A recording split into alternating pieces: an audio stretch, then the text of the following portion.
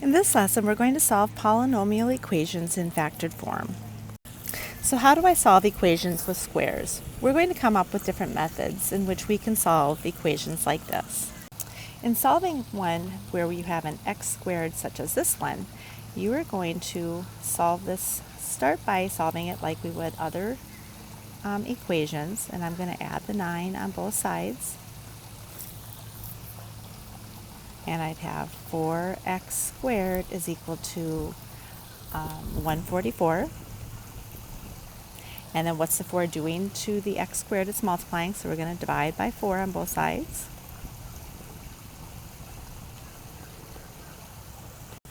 And we'll get 36. And now we're left with this x squared. And so to undo an x squared to get down to just 1x, remember we're going to take the square root to get down to 1x. And so if I do that on this side, I'd have to do that on this side. Have 6. And then we're going to have the plus or minus 6 in our answer. Now, if we came over here and we applied the same to this, I could say, well, maybe I could take this x over here and have 3x squared is equal to negative 5x. And then I'm going to take the square, or divide by 3, and then take the square root. Well, it's just not going to work. We need to have a different method in order to solve ones where you've got an x squared and an x. So we're going to be solving some problems that are based on using the zero product property. So what it says is that if you multiply two quantities, a times b, and you get 0, then a has to be equal to 0 or b has to be equal to 0. And the only way we're going to get something equal to 0, one of them has to be. It doesn't matter which one, but one of them has to be equal to 0. So when we have a problem like x minus 4 times x plus 2 is equal to 0, remember either one of these has to be equal to 0. So what we can say is x minus 4 is equal to 0, or x plus 2 is equal to 0. So when we go and solve this, I'd be adding the 4, and x is equal to 4. And then what we need to do is we have to put in the word or, and then we're going to solve this. X is equal to negative 2.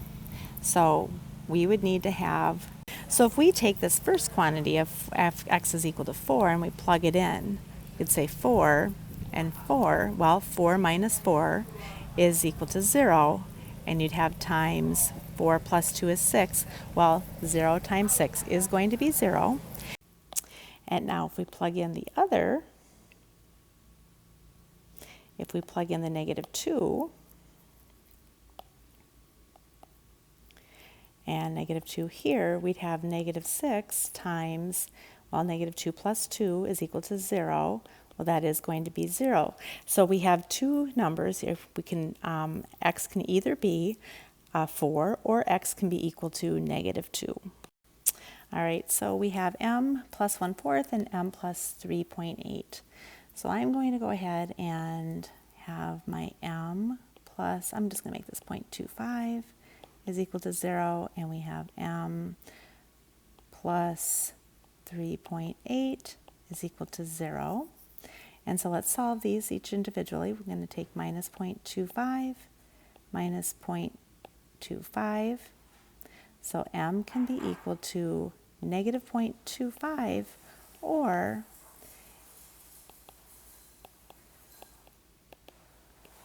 m can be equal to negative 3.8. And if you plug those in there, they would both satisfy this property up here where one of them is going to be equal to 0. All right, let's take a look at the next two. All right, I'm going to have my 3w minus 15 is equal to 0, and 4w plus 9 is equal to 0. All right, so we're going to solve these just like we have other equations. And we have 3w is equal to 15, and then we'll divide by our 3, and w is going to be equal to 5, or we have to solve our other one. And we have 4w is equal to negative 9. And we are going to divide by 4. And so, or w is going to be equal to negative 9 all over 4. We'd have for that one. And for our last one in this section, we're going to have 2d plus 14 is equal to 0. 6d minus 30 is equal to 0. And you'd have 2d is equal to negative 14. And divide by your 2. So over here we'll have d is equal to negative 7, or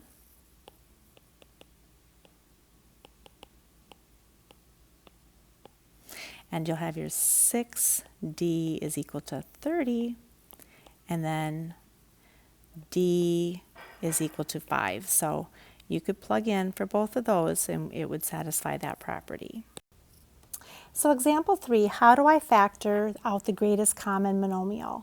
Remember, when we talk about greatest common factor, that we were talking about the biggest thing that can go into each of them. So the biggest number that can go into them and be divided by. So let's take a look here then.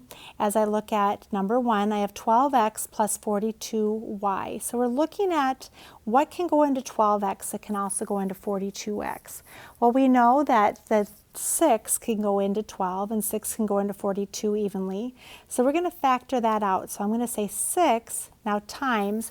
And what we're doing here is that we are turning them into a multiplication problem. We're doing the opposite of distributing. So we're kind of taking things out and then rewriting it as a multiplication problem. So I'm taking out the 6 because 6 can go into 12 and 6 can go into 42. So I'm going to have 2x and then plus 7y. So if I went and I distributed it, this, I would end up then back to 12x plus 42y. All right, so our answer is right here. That is factoring out the greatest common monomial. All right, so for the next one, we have 4x to the 4th plus 24x to the 3rd. So we're looking for what can go into 4x to the 4th, the biggest number and variables that can go into 4x to the 4th and 24x to the 3rd. So we know that 4 can go into 24 and can go into 4. So we're going to factor out the 4. But now let's look at our variables. And the biggest variable that can go into both x to the 4th and x to the 3rd is x to the 3rd. So we're factoring out that 4x to the 3rd. And then right here I'd have x left because 4x to the 3rd times x is 4x to the 4th. And then I'd have plus, and then because 4 goes into 24 6 times, and then I've already factored out the x to the 3rd, so then this is going to be my answer. All right, so number 3, I have 16w to the 3rd times, or minus 40w. All right, so I know that 8w can go into both, and I'd have 2, and I'm going to have 2 w's left here.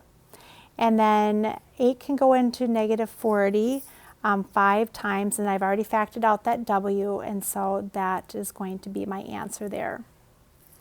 Our next one, we're looking for a number that can go into 21m squared plus 35m. So I'm going to factor out a 7 and 1m, and that's going to leave me with a 3m plus 5. All right, one more in this section. We're going to then, let's say maybe this one I want to add, the 18h squared. It doesn't matter, just showing that it does not matter which side you do.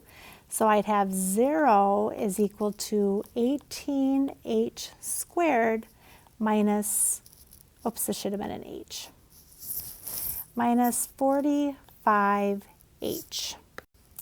All right, so let's go ahead and we're going to factor out. I can factor out a 9 and an h, so that's going to be equal to 2h minus 5. All right, so 9h is equal to 0. And so, all right, h is equal to 0.